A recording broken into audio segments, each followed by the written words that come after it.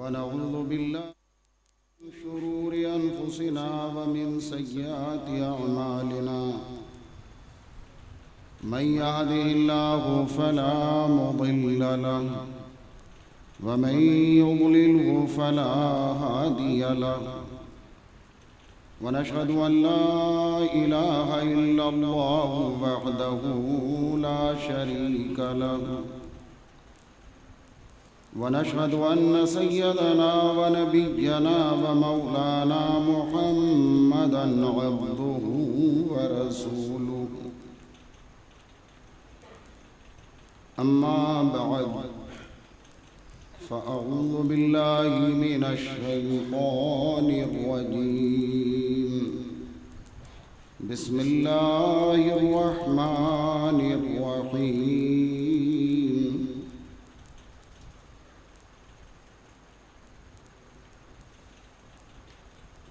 من عمل صالحا من ذكر أو أنثى وهو مؤمن فلنحيينه حياة طيبة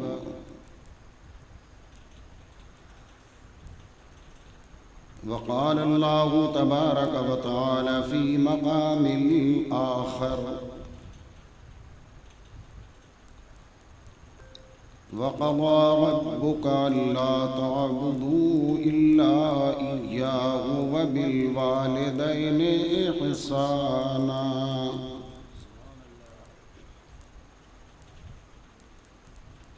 صدق الله مولانا العلي العظيم وصدق رسوله النبي الأمين المختار الكريم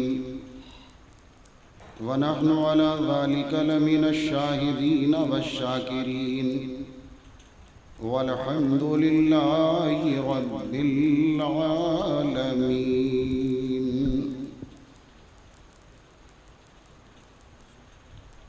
निहायत ही अदब व एहतराम के साथ हम सब मिलकर अपने और सारी कायनात के आका हुजूर रहमत आलम नूर मुजस्सम अरवाहुना फ़िदाहु जनाबी मुहम्मदुर रसूलुल्लाह सल्लल्लाहु तबारक व तआला अलैहि व आलिहि व सहबिहि व बारक व सल्लम की बारगाह रहमत पना में दुरूद शरीफ की नज़रें बुलंद आवाज़ से पेश करें।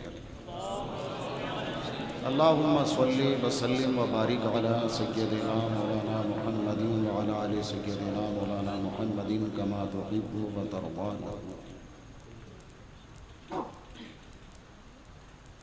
अल्लाह रब्बुल इज़्ज़त जल्ला मजदहुल करीम का करोड़ों बार शुक्र व एहसान है कि हम सब इस वक्त बड़ी अज़ीमुश्शान महफिल में हाज़री की सआदतें हासिल कर रहे हैं। कई एक एतबार से आज का ये मुबारक जलसा अहमियतों का हामिल है। सबसे पहली चीज़ तो ये कि जहाँ तुफ़ैल भाई की वालिदा मुकर्रमा के 40वें की महफिल है, वहीं आपने ऐलान समात भी फरमाया और पढ़ा भी कि उर्से हुज़ूर अशरफुल फ़ुक़हा भी मनाया जाए। सुभान अल्लाह, सुभान अल्लाह। बेशक वाकई ये भले सोच समझ कर ही रखा गया, लेकिन इससे भी हमारे जाने वालों और मनाने वालों की उलमा से मोहब्बत के जलवे भी नजर आते हैं। फिर उस पर बड़ी बात ये कि ये मुबारक जलसा सादाते किराम की ज़ेरे हिमायत अपनी आन बान शान के साथ आगे बढ़ रहा है। और भी सादाते किराम होंगे, आप अपनी निगाहों से देख रहे हैं कि आले रसूल हज़रत अल्लामा सैयद इमामुद्दीन साहिब क़िबला दामत बरकातुहुल क़ुद्सिया सामने जलवा फरमा है। और फिर ये भी मैं अर्ज़ करूँगा कि बुज़ुर्गों की निस्बतों की बहुत सारी बहारों को लेकर मसलके आला हजरत की बहारों को लेकर, ताजुश शरिया अलैहिर्रहमा के एतिमाद की बहारों को लेकर हजरत अल्लामा मौलाना अलहाज अशाह अस्सय्यद अब्दुल कदीर साहिब मद्दज़िल्लहु नूरानी बहारुल हिंद भी तशरीफ लाने वाले हैं। सुभान अल्लाह। अल्हम्दुलिल्लाह, आप हज़रात वाकई अल्लाह पाक आप सबको और आपके सदक़े मुझ गुनाहगार को भी दुनिया आखिरत की बहारों से माला माल।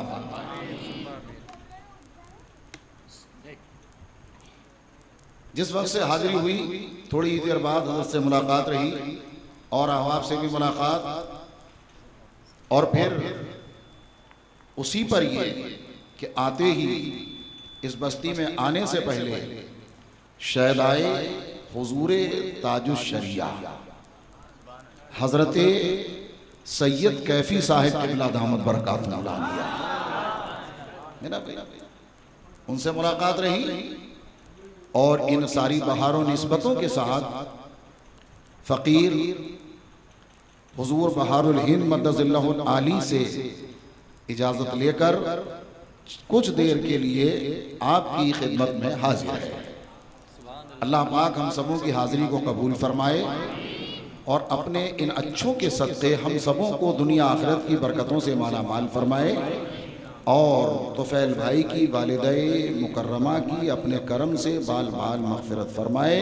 करवट करवट उन्हें भी और सारे ईमान वाले मर्द औरत छोटे बड़े जो भी दुनिया से जा चुके हैं, अल्लाह सबकी मग़फ़िरत फरमाए। दुरूद शरीफ तो पढ़ दीजिए बाबा दे बोला, अल्लाहुम्मा सल्लि अला सय्यदिना मौलाना मुहम्मद व अला आलिहि व सहाबिहि व बारिक व सल्लिम सलातुम व सलामन अलैका या रसूल अल्लाह सल्लल्लाहु तआला अलैका व सल्लम।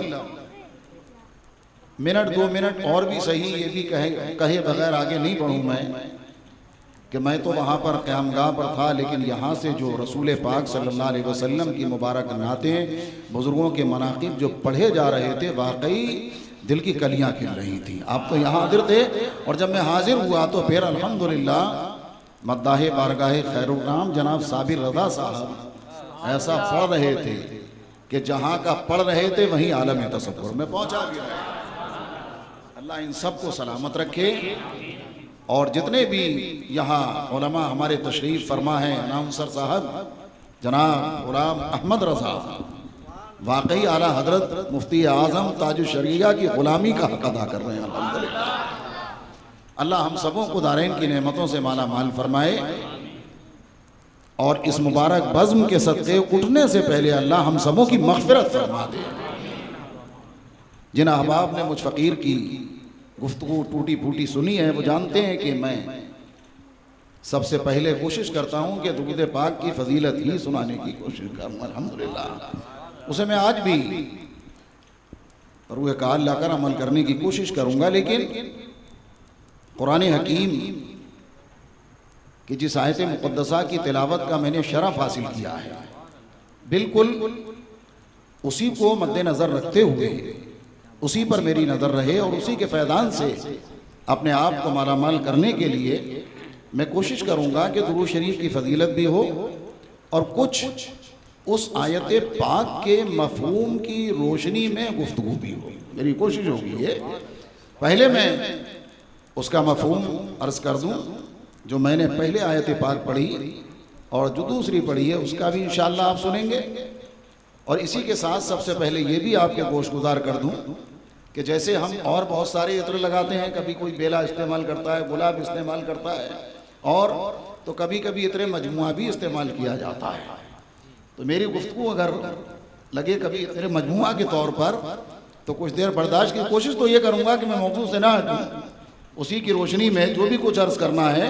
लेकिन मुझे ये भी ख्याल है कि भाई जो हुक्म मुझे मिला है जिस तरीके से उस पर भी कुछ अमल कर कोशिश ये, और इन महफिल का मकसद भी यही होता है कि हम यहाँ से कुछ सीख करके उठें, कुछ लेके उठें।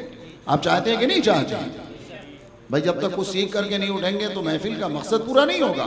बरकतें तो अपनी जगह हैं भाई। बरकतें तो अगर कोई बाहर आके खड़ा हो जाए और सुनने के इरादे से ना आया हो, वो भी कहाँ महरूम जाएगा इस महफिल से। इस महफिल की तो वो बरकतें, लेकिन जो मकसद असली है कि 40वें के मौके पर इतना बड़ा जलसा सजाना और ये चलन आपकी इस बस्ती का, और ये भी मालूम हुआ और ये भी सुनकर दिल खुश हुआ कि अल्हम्दुलिल्लाह पूरी बस्ती में सुन्नियत बहुत मजबूत है। अल्हम्दुलिल्लाह बहुत कम देखने को मिलता है ये, बहुत कम, वरना जहाँ जाओ तो ऐसे पंजे गाड़ दिए हैं बदमज़हबियत ने कि बस तबीयत उगता जाती है। अल्लाह पाक यहाँ की सुन्नियत को नजर बस से महफूज फरमाए, और जितने बददीन हैं भी अल्लाह उन्हें भी गारत फरमाते हैं। मन अमिला स्वालिहन मिन ज़करिन औ उन्सा, अल्लाह जल्ला मजदहुल करीम इरशाद फरमाता है मफ़हूम आयत, जो भी नेक अमल करे, नेक काम करे, चाहे मर्द हो या औरत, दोनों के बारे में फरमाया गया, लेकिन शर्त यह है कि वो मोमिन हो। शर्त यह है कि मोमिन हो। फलनुहयिन्नहु हयातन तय्यबा, तो हम उसे जरूर पाकीज़ा जिंदगी जिलाएंगे। खामोश नहीं रहना है, मैं बार बार नहीं कहूंगा आपसे, तो हम उसे जरूर पाकीज़ा जिंदगी जिलाएंगे। मन अमिला स्वालिहन, कुरान हकीम में बहुत सारी जगहों पर आप कुरान हकीम को पढ़ें, उलमा से सुने, आपने पढ़ा होगा, सुना होगा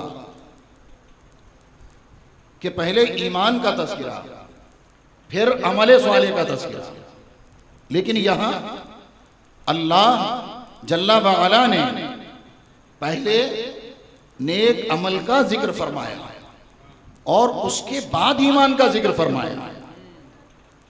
तो यहां से अपने मुर्शिद आज़म सरकार मुफ्ती आज़म रज़ी अल्लाह ताला अन्हु से इस्तिमदाद व इस्तिआनत करते हुए एक बात तो समझ में आती है कि अल्लाह पाक के इल्म पाक में है कि हमारे बहुत सारे बंदे ऐसे गंदे भी होंगे जो नेक काम तो करेंगे मगर ईमान वाले नहीं होंगे।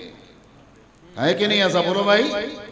अरे भाई नमाज तो वो भी पढ़ते हैं ना जो रसूल पाक को अपना बड़ा भाई कहते हैं माज़अल्लाह। रोज़ा तो वो भी रखते हैं जो प्यारे मुस्तफ़ा से कांधा मिलाने की बात करते हैं। तहज्जुद गुजार तो बज़ाहिर वो भी नजर आते हैं, हज तो वो भी करते हैं जो मुस्तफ़ा के इल्म गैब का इनकार करते हैं। अल्लाह जल्ला व अला ने आमाले स्वालिहा का जिक्र फरमाने के बाद ईमान की शर्त लगा दी। इससे पता ये चला कि नमाज उसी की कबूल होगी, रोजा उसी का काबिल कबूल होगा, हज उसी का कबूल होगा, ज़कात उसी की कबूल होगी कि जो आमाले स्वालिहा करे लेकिन ईमान वाला बन के करे, सुन्नी मुसलमान होकर। क्योंकि जमाने में सुन्नी मुसलमान ही ईमान वाले हैं, सीधी सीधी बात है। इसके अलावा तो अगर बुजुर्गों के फैदान के सदक़े अपने असातिज़ा किराम खुसूसन उस्तादिल करीम हज़रत अल्लामा मुफ्ती अशरफ रज़ा साहिब क़िबला दामत बरकातुहुल क़ुद्सिया, जहाँ तक भी मैंने मुताला किया है, आप यकीन जाने वल्लाहिल अज़ीम सिवाय मज़हबे अहले सुन्नत व जमात के कोई भी फ़िरक़ा ऐसा नजर नहीं आता कि उसमें कुछ तो सफाई नजर आती हो।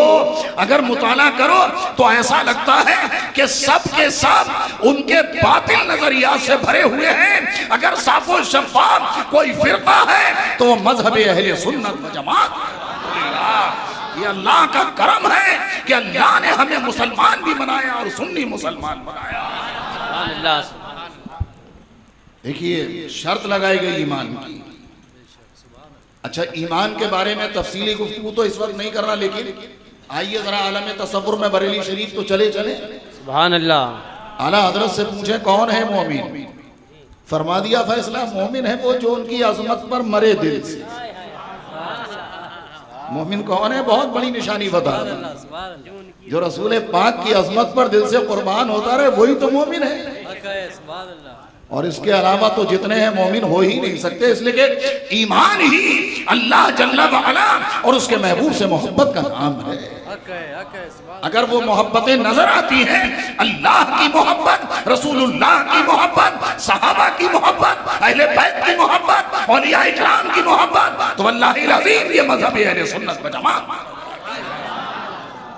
अल्हम्दुलिल्लाह रब्बिल आलमीन। हज़रात, तो मैंने अर्ज किया कि मैं शुरू से कुछ इस तरह से गुफ्तगू करने की कोशिश करूं कि जो हुक्म मिला है उस पर भी अमल हो जाए, और फिर अमले स्वालेह के ताल्लुक से, अमले स्वालिहा के ताल्लुक से, आइए सरेराह चलते हुए हदीस पाक का मफ़हूम सुनिए और मन अमिला स्वालिहा को आप जहन में रखिएगा।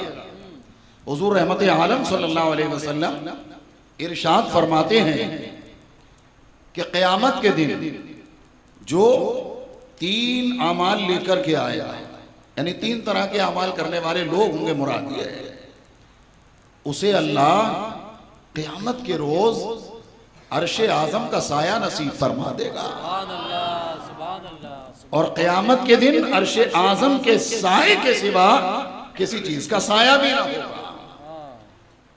सूरज सवा नेज़े पे होगा, जमीन जल रही होगी, लोग पसीने में डूब रहे होंगे। ऐसे आलम में अगर मुसलमानों अर्शे आदम का साया नसीब हो जाए तो कितनी बड़ी सआदतमंदी है। हुजूर अलैहिस्सलातु वस्सलाम ने बड़ी आसान चीजें फरमाई, बड़ी आसान चीजें हैं। आक़ाए करीम अलैहिस्सलातु वस्सलाम ने कौन से 3 अमाल इरशाद फरमाए, उसमें तलवार लेकर के निकलने का जिक्र नहीं फरमाया हुजूर ने, बड़ी आसानी।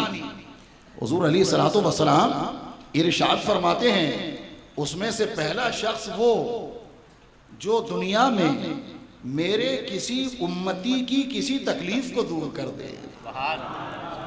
मुसलमानों, ये जिंदगी गुजारने का तरीका है, इस तरीके से जिंदगी गुजारो कि हमसे किसी को तकलीफ ना पहुंचने पाए, बल्कि हम अपने हाथों के जरिए, अपने पैरों के जरिए, अपनी जबान के जरिए, अपनी निगाहों के जरिए, अपने ख्याल के जरिए, अपने अक्ल के जरिए, अपने दिमाग के जरिए, अपनी पावर के जरिए गिरतों का सहारा बन जाए, ताकि अल्लाह हमें भी उम्मत मुस्तफा की तकलीफों को दूर करने वालों में शुमार फरमा दे। सबसे पहला शख्स हुजूर फरमाते हैं, जो मेरे किसी उम्मती की तकलीफ को दुनिया में, हुजूर ने कैद भी नहीं लगाई, सरकार कितने मेहरबान हैं अपने गुलामों पर, हुजूर ने कैद नहीं लगाई, बड़ी तकलीफ को दूर करे कि छोटी तकलीफ को दूर करे। तो इसका मतलब तो ये हुआ कि जब हुजूर ने कैद नहीं लगाई तो दुनिया में कैद लगाने की ताकत रखता कौन है। तो इससे वाज़ेह हो गया कि मेरे मुस्तफ़ा ने रहमत का दरिया बहा दिया कि कोई मुसलमान किसी मुसलमान की छोटी सी तकलीफ को अल्लाह की रजा के लिए अगर दूर कर देगा, अल्लाह की कसम मुस्तफ़ा ने फरमा दिया है क़यामत के दिन अर्शे आज़म का साया नसीब होगा। छोटी सी तकलीफ हो, किसी को दवा की जरूरत है, आप आगे बढ़े, दवा ला करके दे दी। डॉक्टर के पास कोई जाना चाहता है, मोटरसाइकिल का इंतजाम नहीं, गाड़ी का नहीं, आपने इंतजाम किया, पहुंचा दिया। किसी को प्यासे को पानी की जरूरत है, पिला दिया, ये भी तो तकलीफ दूर करना है। किसी के घर में राशन नहीं है, तुमने जाकर के राशन भरवा दिया। कोई बेवा की बच्ची की शादी नहीं हो रही है, तुमने उसकी शादी करा दी। किसी के घर पे छत, किसी के सर पे छत नहीं है, तुमने छत खड़ी कर दी। तुमने मुस्तफा के उम्मती की तकलीफ को दूर किया है। मुस्तफा प्यारे ने फरमा दिया अर्शे आज़म का साया नसीब होगा। हज़रात, दूसरा कौन शख्स, आक़ाए करीम अलैहिस्सलातु वस्सलाम इरशाद फरमाते हैं, दूसरा वो जो मेरी सुन्नतों को जिंदा करे। सुभान अल्लाह, जो मेरी सुन्नतों को जिंदा करे। ये भी कोई ऐसा भारी काम नहीं है मेरे भाई। थोड़ा सा अपने आप को संवार लो, घर में हो बाहर हो, ऐसी इस्लामी जिंदगी गुजारो। चलने फिरने के अंदाज में इन उलमा से पूछो, हमारे आका के चलने का अंदाज क्या था, मस्जिद में सरकार तशरीफ लाते अंदाज क्या था, मस्जिद से निकलते अंदाज क्या था, पड़ोसियों से कैसे पेश आते थे, हुजूर अलैहिस्सलातु वस्सलाम अपने गुलामों से कैसे पेश आते थे। प्यारे मुस्तफ़ा अलैहि तहियतो वस्सलाम की सुन्नतों को जिंदा करो। मेरे नबी ने फरमा दिया क़यामत के दिन अर्शे आज़म का साया नसीब होगा। तीसरे कौन, अल्लाहु अकबर। आक़ाए करीम अलैहिस्सलातु वस्सलाम फरमाते हैं, तीसरा वो जो दुनिया में कसरत से मुझ पर दुरूद पढ़ेगा। अल्हम्दुलिल्लाह रब्बिल आलमीन। हमें अहले सुन्नत का नसीबा है। सुबह हो तो मुस्तफ़ा पे दरूद है, दोपहर हो तो मुस्तफ़ा पे दरूद है, शाम हो तो मुस्तफ़ा पे दरूद हो। और अल्हम्दुलिल्लाह 5 नमाजें पढ़े, 5 नमाजों के बाद मदीना शरीफ की रुख है और मुस्तफ़ा पर दरूद व सलाम पढ़ा जा रहा है। और इमाम अहले सुन्नत आला हजरत अजीमुल बरकत रज़ियल्लाहु ताला अन्हु का तो अहले सुन्नत पर इतना बड़ा फैजान है कि उन्होंने तो एक एक शेर ऐसा अदा कर दिया है, अगर ज्यादा तादाद में नबी पढ़ मिला और एक शेर पढ़ने की तौफीक मिल गई, काबे के बदरुद्दुजा तुम पे करोड़ों दरूद। सुभान अल्लाह। बैठे, मैं ये नहीं कह रहा हूँ कि बेकरों दरूद का सवाब मिलेगा, नहीं तो ये इमाम साहब किबला है, हुजूर बहारुल हिंद जलवा फरमा है, फौरन ही हमारी गिरफ्त करेंगे, ये तो मैं नहीं कहता। लेकिन अल्लाह की रहमत से बईद भी क्या है कि वो इमाम अहमद रजा के सदक़े, गौसे पाक के सदक़े, इमाम हुसैन के सदक़े, सहाबा के सदक़े, इमाम अहमद रजा के एक शेर पर करोड़ों दरूद का सवाब भी अता। सुभान अल्लाह। नारे तकबीर, नारे रिसालत, मसलके आला हजरत, बस्ती बस्ती करिया करिया, उर्से हुजूर अशरफुल फुकहा। काबे के बदरुद्दुजा तुम पे, तैयबा के शम्सुद्दुहा तुम पे, करोड़ों दुरूद। अल्लाहु अकबर। अरे भाई, उर्से अशरफुल फुकहा, अल्लाहु अकबर। वाकई ऐसी अजीम शख्सियत कभी कभी नारा लगने के बाद भी जहन में आ जाती है बात, है ना? और होना भी चाहिए। इंसान का कब पता चलता है जानते हैं? ज्यादातर जब या तो उनके साथ सफर किया जाए, या रात गुजारी जाए, या फिर पड़ोस हो। ये 3 तरीके हैं आजमाने के। अल्हम्दुलिल्लाह हुजूर अशरफुल फुकहा हजरत अल्लामा मौलाना अलहाज शाह मुफ्ती मुजीब अशरफ साहिब रहमतुल्लाह ताला अलैह के साथ सफर करने का मौका मिला। मैंने तो बहुत ही इखलाक, हाँ बेशक हक है। सुभान अल्लाह। हालांकि मेरी कोई औकात नहीं है भाई, गुजरात से लेके एक दफ़ा मारारा शरीफ तक और फिर मुंबई शहर में कई बार मुलाकातों का मौका मिला। बहुत ही मुनकसिरुल मिजाज और बहुत ही अपनों को और ज्यादा अपना बनाने वाली शख्सियत। सुभान अल्लाह, सुभान अल्लाह। मैं क्या उनकी तारीफ करूं।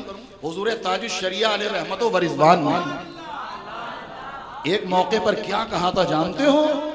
इरशाद फरमाया था, बरजस्ता मुजीब अशरफ तो अपने वक्त का मुफ्ती है। सुभान अल्लाह। नारे तकबीर, नारे रिसालत, फैज़ाने हुजूर ताजुश शरिया, फैज़ाने हुजूर अशरफुल फुकहा। अब कोई मामूली बात है, अगर कोई एक मस्जिद बना दे, एक मस्जिद बना दे, मैं कहता हूँ हुजूर अशरफुल फुकहा का कोई उर्स करे कि ना करे, लेकिन सुन्नी तो अल्हम्दुलिल्लाह करते ही रहेंगे, लेकिन कोई करे ना करे, हुजूर अशरफुल फुकहा की तो वो दीनी खिदमत है कि रोजाना उनका उर्स होता है। सुभान अल्लाह। क्या कहने, सुभान अल्लाह। यही तो होता है, कुरान पाक पढ़ा जाता है, फातिहा होती है, इसाले सवाब किया जाता है, इसी का नाम उर्स है ना। हुजूर अशरफुल फुकहा ने तो वो दीनी नुकूस छोड़े हैं अपने जाने के बाद दुनिया में, हिंदुस्तान की सरजमीन पर, कि धूलिया शहर में हमने सुना कि पहले 2-3 मस्जिदें थी, लेकिन अल्हम्दुलिल्लाह ये उनकी खिदमत है कि आज कई मस्जिदें अहले सुन्नत।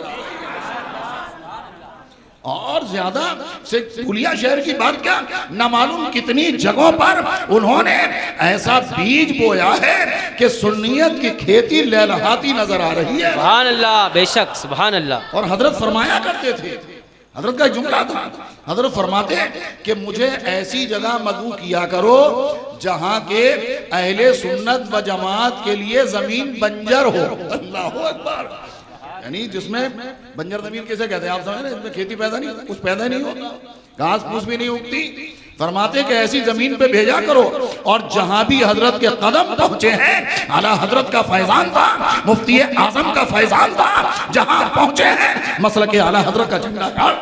सुभान अल्लाह। नारे तकबीर, नारे रिसालत, उर्से हुजूर अशरफुल फुकहा, फैज़ाने हुजूर अशरफुल फुकहा हज़रत अल्लामा मौलाना नूर मोहम्मद नूरी साहब किबला। हज़रात गिरामी वक़ार में अगर इस तरफ चलता रहा तो फिर सैयद साहब किबला कहेंगे कि आपका वक्त हो गया, और फिर जो हुक्म मुझे मिले हैं उस पर मैं शायद अमल नहीं कर पाऊंगा। इसलिए आइए मैं समेटते हुए हुजूर अशरफुल फुक़हा की हयात तैयबा पर फिर कभी गुफ्तगू। नारा लगा तो ज़हन में बात आई, अल्हम्दुलिल्लाह हज़रात, और वाकई होना भी चाहिए। ये भी हजरत की करामत है, सुभान अल्लाह, ये भी हजरत की करामत है कि तुम हमारे उर्स में आकर कुछ हमारी बारगाह में खिराज ना पेश करो। ये कैसे हो? सुभान अल्लाह, ये बुजुर्गों का फैजान होता है। अरे मैं तो यहाँ हाजिर हूँ, मैं तो कहता हूँ जिस अजीम शख्सियत से मैं इजाजत लेकर के आया हूँ, हुजूरे बहरुल हिंद जलवा फरमा है। अल्हम्दुलिल्लाह, ये नूर उम्मत की जबान ही सही, लेकिन फैजान तो बुजुर्गों का बोलेगा इंशाअल्लाह, फैजान तो वहीं से होता है। तो फिर दुरूद पाक तो पढ़िए जरा बाबा दे बोला, अल्लाहुम्मा सल्ली अला सय्यदिना मौलाना मुहम्मदिन बारिक वसल्लिम सलातुम व सलामन अलैका या रसूल अल्लाह सल्लल्लाहु तआला अलैका वसल्लम। रात आमाल स्वालिहा।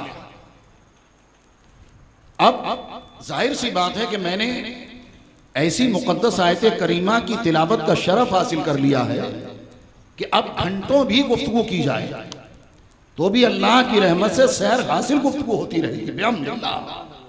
लेकिन मुझे अपने मकसद के पेश नज़र और हुक्म को मद्देनजर रखते हुए चंद बातें अर्ज करना है। कोशिश करूंगा कि कुछ चीज़ें मिनवन में आप तक पहुंचाने की कोशिश करूंगा। दुरूद शरीफ और सुना दीजिए एक बार जरा जी लगाकर। अल्लाह रब्बु मुहम्मदिन सल्लल्लाहु अलैहि वसल्लम नहनु इबादु मुहम्मदिन सल्लल्लाहु अलैहि वसल्लम। हज़रात गिरामी वक़ार, कभी कभी ये देखा जाता है, बड़े अफसोस के साथ कहना पड़ता है कि हमारे यहाँ किसी का इंतकाल अगर हो जाए और नहलाने की ज़रूरत हो तो बाज़ मौक़ों पर मेरे भाई ये देखा जाता है कि मय्यत, एक यहीं की मैं बात नहीं कर रहा हूँ, बहुत सारी जगहों की हज़रत, ये बहुत बड़ा रोना है कि मय्यत घंटों घंटों रखी रहती है। अब वो नहलाने वाली अभी फ्री नहीं है, नहलाने वाली को फ़ोन नहीं लगा, नहलाने वाली कहीं गई है, नहलाने वाली ऐसा न वैसा न तैसा। मैं आपसे पूछना चाहूंगा, ये मय्यत को नहलाना क्या इतना बड़ा काम है कि कोई स्पेशल तरीके से आएगा वही मय्यत को नहलाएगा? हमें समझने की जरूरत है मेरे भाइयों। घंटों घंटों मय्यत रखी रहे और मय्यत को नहलाने वाली का इंतजार हो, नहलाने वाले का इंतजार हो, मुझे बताओ तो सही, क्या ये हमारे लिए मुनासिब लगता है? मय्यत को नहलाना आखिर है क्या? मैं जरा आपको कुछ सुना दूं, लेकिन एक वादे के साथ, आप खुद भी मय्यत को नहलाने का, कफन पहनाने का तरीका हजरत से आकर के, अपने उलमा से, इमाम साहब से आकर के सीखेंगे और उस पर अमल भी करने की कोशिश करेंगे। बोलो भाई, अमल करोगे कि नहीं करोगे? बोलो। तो फिर जरा आप सुन लीजिए, मय्यत को नहलाना, जिसे हमने इतना मामूली समझ लिया है कि हम हाथ नहीं लगाएंगे, कहीं ऐसा ना हो कि मौत हमें चिपक जाए माशाअल्लाह, वरना वजह क्या है? तो आप सुनिए हदीस पाक का मफहूम। बहुत जल्दी जल्दी आगे बढ़ूंगा मैं। हुजूर अलैहिस्सलातु वस्सलाम फरमाते हैं, जिस किसी ने किसी मुसलमान मुर्दे को गुस्ल दिया और उसके उयूब छुपाए, उयूब से मुराद भाई जाहिरी जिंदगी में वो ऐब जाहिर नहीं हुआ था जिसमें अंदरूनी तौर पर कोई ऐब है, नहलाने वाले की जिम्मेदारी है अगर कोई ऐसी बात देखे तो वो छुपा ले। अब ये कैसे छुपेगा मेरे भाई? अगर किसी गैर ने नहलाया तो मुमकिन नहीं है, कहीं ना कहीं वो उगलेगा। अपने घर वालों को ऐसा मौका आए तो खुद से नहला दिया करो, ताकि अगर कोई कमी आए तो तुम जिंदगी भर जबान ना खोलो, छुपा लिया करो। करना चाहिए कि नहीं करना चाहिए? अच्छा, कितनी आहिस्ता आप नहलाएंगे, संभाल संभाल के। दूसरा उतना ख्याल का रखेगा, इसलिए कि तुम्हारा खून का रिश्ता होगा, जाने वाला मुमकिन है तुम्हारे वालिद हो, तुम्हारे भाई हो, तुम्हारा बच्चा हो, तुम्हारे घर वालों में से कोई हो। फरमाया गया कि जो मुसलमान मुर्दे को गुस्ल दे और उसके यूब छुपा ले, अल्लाह ताला उसके 40 कबीरा गुनाह बख्श देगा। करो इंतजार, सगीरा गुनाहों की बात नहीं हो रही है ये साहब। 40 जो बड़े बड़े गुनाह, कबीरा गुनाह, एक मुर्दे को अगर नहला दिया रज़ा इलाही के लिए तो अल्लाह 40 कबीरा गुनाहों को बख्श देगा। अच्छा, जब तक आप नहलाओगे नहीं ना, जब तक आपको लगेगा जिन्हें कितना बड़ा पहाड़ है, हालांकि कोई उसमें ये नहीं है अरे तख्ते को धोनी थी, तख्ते को धो लिया, उसका बदन थोड़ा सा यहाँ से लेके यहाँ तक छुपा दिया, हाथों में कपड़ा लपेटा, इस्तिंजा करा दिया और उसके बाद नमाज जैसा वजू जिसे कहते हैं भाई, नमाज में तो हम पहले हाथ धोते हैं लेकिन यहाँ पहले मुर्दे का मुंह धोना पड़ेगा, फिर कोहनियों समेत हाथ देना, मसा करा दिया, पाँवों को धो दिया, उठा करके पूरे बदन पे पानी, इस करवट उस करवट, आखिर में थोड़ा सा पेट को दबा दिया, अगर कुछ निजासत निकल गई तो फिर उसके बाद गुस्ल वजू की आने की जरूरत नहीं, थोड़ा सा धो दो, बस ये साहब मुर्दे का गुस्ल हो गया। कौन सा ऐसा पहाड़ है कि जो हम याद नहीं कर सकते? कम से कम 2 दिन अगर वक्त दे दोगे अल्लामा इमामुद्दीन साहिब के पास तो इंशाअल्लाह तुम्हें नहलाने का और कफनाने का सब तरीका सिखा देंगे इंशाअल्लाह। 40 कबीरा गुनाह अल्लाह मिटा देता है। और आगे सुन लो, जिसने किसी मुसलमान की कब्र खोदी, कब्र खोदने से मुराद ये मत समझ लेना कि जीते जी कब्र खोद दे आदमी, मुझसे कहते हैं ना मैं तो इसकी जीते जी कब्र खोदूंगा, इतना सताऊंगा, नहीं भाई, मरने के बाद अगर किसी ने कब्र खोदी जा रही है, जिसने कब्र खोदी और उसमें उस मुर्दे को दफन किया गया तो गोया उसने क़यामत तक के लिए रिहाइश गाह दे दी, यानी उतना सवाब जितना क़यामत तक किसी को मुफ्त मकान देने पर मिलता है। मुसलमानों फिर भी हम इंतजार करते रहे, फला खोदेगा, फला खोदेगा, फला नहीं है, फला नहीं है। अरे ये काम तो यार हमें खुद आगे बढ़ के करना चाहिए। आगे और सुनो, हुजूर फरमाते हैं अलैहिस्सलातु वस्सलाम, जिसने किसी मैयत को गुस्ल दिया अल्लाह ताला 40 मरतबा उसकी मग़फ़िरत फरमाएगा। अल्लाह एक बार मग़फ़िरत फरमा दे तो बेड़ा पार, यहाँ तो मग़फ़िरत मग़फ़िरत मग़फ़िरत मग़फ़िरत। गोया हमारे उलमा ने 40 का आदत देगा तो 40 में अपने मुर्दों का मनाना शुरू कर दिया। अल्हम्दुलिल्लाह 40वें की महफिल है ना ये भी, अल्हम्दुलिल्लाह। तो भाई कौन नहीं चाहता 40 मरतबा मग़फ़िरत? तो बोलो बोलो, सब चाहते हैं कि नहीं चाहते हैं? तो मुर्दे को नहलाने का तरीका सीखेंगे कि नहीं सीखेंगे? या अब भी हमारी बस्तियों में रहेगा कि मुर्दा 6 घंटे रखा रहे नहलाने की वजह से, और यहाँ तो यह है कि मरने के बाद जितनी जल्दी हो उतनी करनी चाहिए और यहाँ घंटों घंटों इंतजार होता है। ऐसा मत किया करो। देखो और सुन लो, हदीस पाक जब बात आई है तो हुजूर अलैहिस्सलातु वस्सलाम इरशाद फरमाते इसी हदीस पाक में, जिसने किसी मरने वाले को कफन पहनाया, कोई लंबा काम नहीं है भाई, इस वक्त तो मौका नहीं, लेकिन आप आओ इमाम साहब के पास, बहुत जल्दी सिखा देंगे आपको।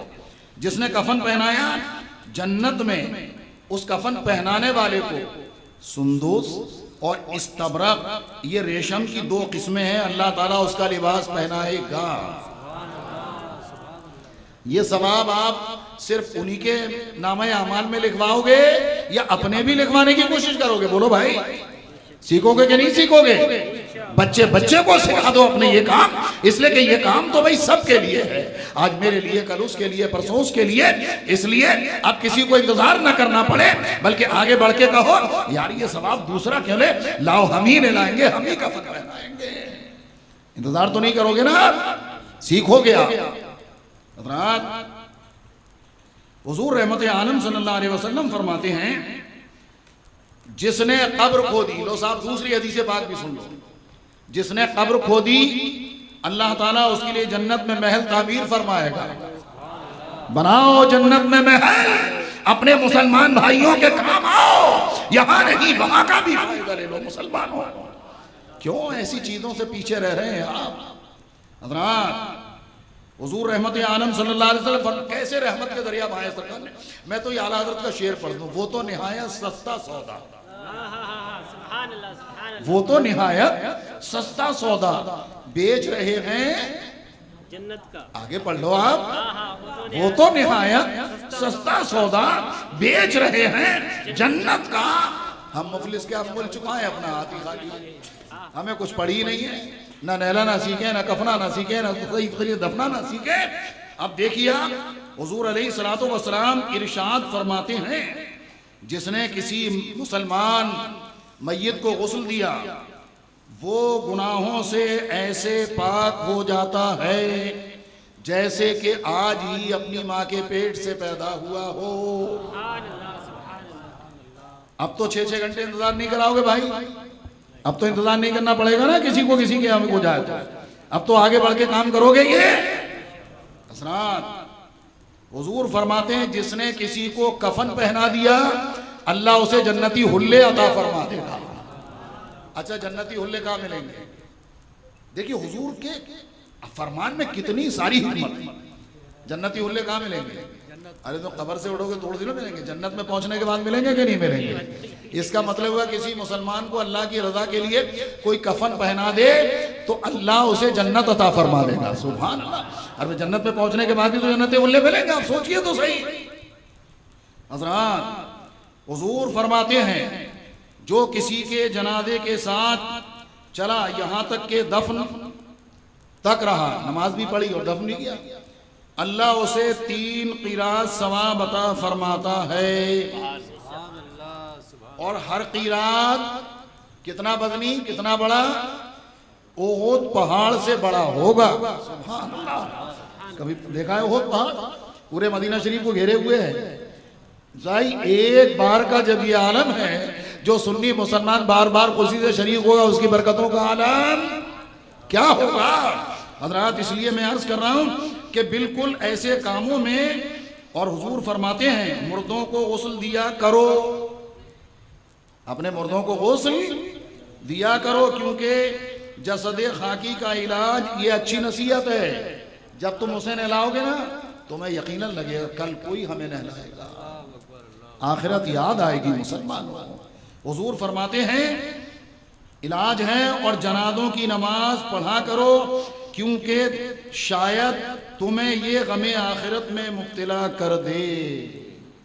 जनाजे में जाओगे तो आखिरत याद आएगी। और सरकार फरमाते हैं क्योंकि गमगीन अल्लाह के साए में होगा और हर नेकी का बदला पाएगा। सुभान अल्लाह, सुभान अल्लाह। अब सवाल ये है कि भाई हमने तो आपसे कहा, लेकिन हम अपनी माँ बहन बेटियों से भी कहेंगे भाई वो भी तो सीखें। ऐसा नहीं कि उनके लिए छुट्टी है। भाई किसी औरत का इंतकाल हो तो औरत ही तो नहलाएगी, सीधी बात। ये अलग बात रही कि मजबूरी के मसाइल कोई ना हो तो क्या करे क्या करे, ये लंबी फहरिस्त है, लेकिन अक्सर तो यही है और होना भी है। तो हमारी माँ बहन बेटियों को भी आप तालीम दो कि मुर्दों को कैसे नहलाया जाता है, ताकि किसी के घर में मैयत 6-6 घंटे पड़ी ना रहे, बल्कि हमारी माँ बहन बेटियां आगे बढ़े और वो भी सवाब की मुस्तहिक हो जाए। आप ही सवाब कमाना चाहते हो कि उन्हें भी सवाब मिलना चाहिए? बोलो। अरे यार वो तो खुद चाहती हैं कि हमारे मर्दों को सवाब मिले, तो आप नहीं चाहोगे? आप कहेंगे कैसे? एक मौके पर हुजूर रहमत आलम सल्लल्लाहु अलैहि वसल्लम औरतों से खिताब फरमा रहे हैं, ऐ औरतों तुम बिलाल को जैसा कहते हुए सुना करो तुम भी कहा करो, यानी अजान का जवाब दिया करो, अल्लाह तुम्हें हर कलमे के बदले में 1-1 लाख नेकी अता फरमा देगा। फौरन औरतें बोल पड़ी सरकार ये हमारे लिए तो हमारे मर्दों के लिए क्या? अरे सोचती हैं अपने मर्दों के लिए क्या? तो हुजूर ने फौरन रहमत का दरिया बहा दिया, अल्लाह उन्हें हर कलमे के बदले में 2-2 लाख नेकियां अता फरमा देगा। तो आप सीख करके जाओगे, अपने घर में सिखाओगे कि नहीं सिखाओगे? बोलो। और फिर ऐसा नहीं है कि औरतों ने तालीम, अरे हमने तो ये पढ़ा कि हुजूर रहमत आलम सल्लल्लाहु अलैहि वसल्लम ने जब ऐलान नबूवत फरमाया, सरकार मदीना तैयबा शरीफ में तशरीफ लाए हिजरत फरमा करके, तो बाकायदा मर्दों के लिए मजलिसें कायम होती, हुजूर वाज फरमाते, मर्द मसाइल पूछते। तो उस जमाने की खवातीन को इल्म सीखने का कितना शौक था। हुजूर की बारगाह करम में एक खातून हाजिर आई, मुहद्दिसीन किराम ने उनका नाम हजरत अस्मा बिन्त यजीद, ये यजीद पलीद नहीं, पहले कोई साहबी रसूल, उनकी बेटी हजरत अस्मा रज़ियल्लाहु ताला अन्हा हुजूर की बारगाह करम में हाजिर हुई। सरकार मर्दों के लिए तो इंतज़ाम है, हमारे लिए भी हफ्ते महीने में कोई इंतज़ाम होना चाहिए ताकि हम भी दीन सीखें और अपने बच्चों को दीन सिखाएं। मुसलमानों ये हमारे ख़वातीन इस्लाम का जज्बा था, और हुजूर अलैहिस्सलाम ने सुनकर के कोई दिन उनके लिए भी मुकर्रर फरमाया और औरतों को वहां आकर के दीन सीखने की हुजूर ने तालीम फरमाई, आप उठा करके पढ़ लो। तो क्या इससे पता ना चला कि हमारी माँ बहन बेटियों को भी दीन सीखना चाहिए ताकि वो अपने बच्चों को दीनी तालीम दें और घर घर में इस्लामी माहौल कायम हो जाए।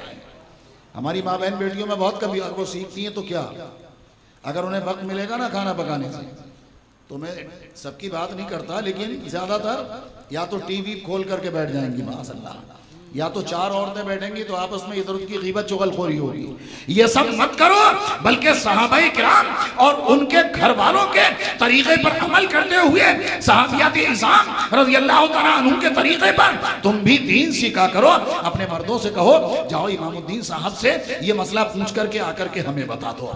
तुम नहीं जा सकती हो, कोई मुअल्लिमा मुबल्लिगा है उनके पास जाओ, अपने मसाइल सीखो और तुम ये नियत करके घर से निकलोगी मैं इल्म दीन सीखने जा रही हूँ, तो ये सिर्फ मर्दों के लिए नहीं औरतों के लिए भी है कि जो इल्म दीन सीखने के लिए अपने घर से निकलता है अल्लाह के फरिश्ते उसके पैरों में अपने पैरों को बिछाया करते हैं। सीखो इल्म दीन। लेकिन ये नहीं होना चाहिए कि बस घर में है खाना पकाना सीख लिया उसके बाद इल्म दीन से कोई ताल्लुक नहीं। माशाअल्लाह, अरे ख़वातीन इस्लाम ने तो वो किरदार अदा किया है भाई। उम्मुल मोमिनीन हज़रत सईदा आयशा सिद्दीक़ा रज़ियल्लाहु तआला अन्हा, आप देखिए हज़रत सहाबाए किराम अलैहिमुर रहमतो व रिज़वान किसी मौके पर किसी मसले में अगर उलझ जाते और मसले का हल नजर ना आता तो कभी कभी तो हज़रत आयशा सिद्दीक़ा उस मसले का हल इरशाद फरमा करके जवाब इनायत फरमा करती थी। आप सोचिए तो सही, ये ख़वातीन इस्लाम का आलम था। तो आज हम किसके तरीके पर हमारी माँ बहन बेटियां अमल करेंगी? मैं आपसे गुजारिश करूंगा कि आप भी इल्म दीन हासिल करो और अपने घर की बच्चियों को भी औरतों को भी इल्म दीन सीखने की रग़बत दिलाओ, ताकि 6-6 घंटे मैयत पड़ी न रहे, कफन पहनाने वाले का इंतजार ना हो। अगर ये माँ बहन बेटियां अगर सीखी हुई होंगी तो घर में फौरन इंतजाम होगा और जल्दी से जल्दी उसके सारे काम होते नजर आएंगे। कोशिश आपको करना होगी मुसलमानों। अरे भाई, हमने तो ये पढ़ा कि बड़े मौके पर कभी कभी मर्द किसी मसले में उलझते हैं ना तो औरतें उसका हल तलाश करती हैं। एक मौके पर रसूल कायनात सल्लल्लाहु अलैहि वसल्लम, अरफे का दिन है, मैदान अरफात का मामला, अरफे का दिन 9 तारीख ज़िलहिज्जा शरीफ। अब साहब ये हुआ कि सहाबाए किराम में ये बात चली कि आया अरफे के दिन रोज़ा रखा जा सकता है कि नहीं। ये अरफे के दिन अरफात के मैदान के अलावा बात कर रहा हूँ, हाजी के अलावा तो रख ही सकते हैं, आपके इल्म में है, बहुत बड़ा सवाब है। अगर कोई अरफे के दिन का रोजा रख ले तो 1 साल पीछे और 1 साल आगे के अल्लाह गुनाहों को माफ फरमा देता है। लेकिन कोई मैदान अरफात में हो हाजी के लिए, तो जानते हो उस जमाने की ख़वातीन इस्लाम क्या करती?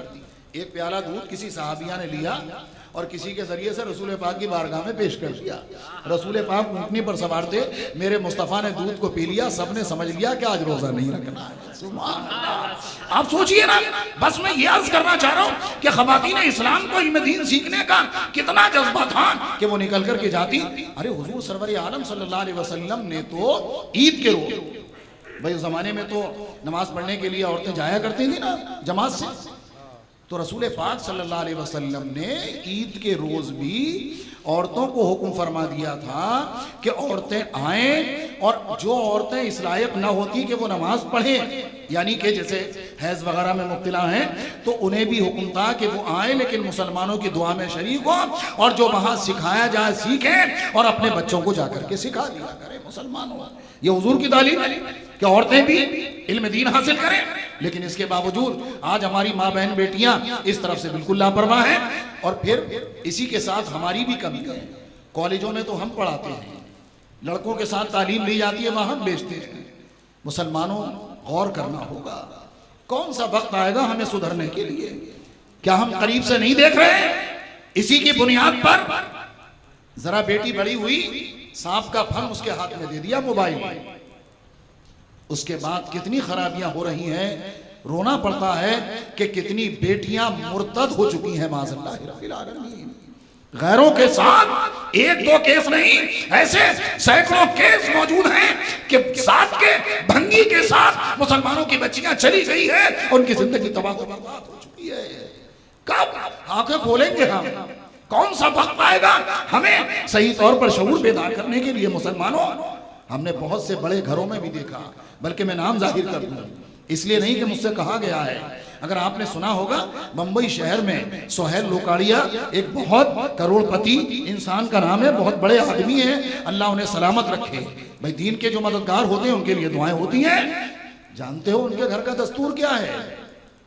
मोबाइल शादी से पहले उनके घर में उनकी बेटी भतीजियों को नहीं दिया जाता, शादी होने के बाद मोबाइल हाथ में दिया जाता है। आज को जाकर के पूछ ले, मैं माइक पर बोल रहा हूं, बच्चों के लिए जब तक 10वां पास ना करेगा लड़कों के हाथ में मोबाइल नहीं दिया जाएगा। याद आज देखिए तो जरा जाकर के देखो, ऐसा दीनी माहौल है अल्हम्दुलिल्लाह कि देख करके रश होता है। तो कुछ हमारी भी अपनी जिम्मेदारी है। ये नहीं कि दूसरा क्लास पास हुआ, तीसरा हुआ, लिया तो 20,000 का मोबाइल उसे थमा दिया। रात भर वो क्या कर रहा है, दिन भर वो क्या कर रहा है, तुम अपनी में लगी हो, माँ अपनी में लगी है, बेटी चादर ओढ़ के अंदर किससे बात कर रही है, ये बिगाड़ने में हमारा सबसे बड़ा हाथ है। मुसलमान हो, समझना पड़ेगा हमें।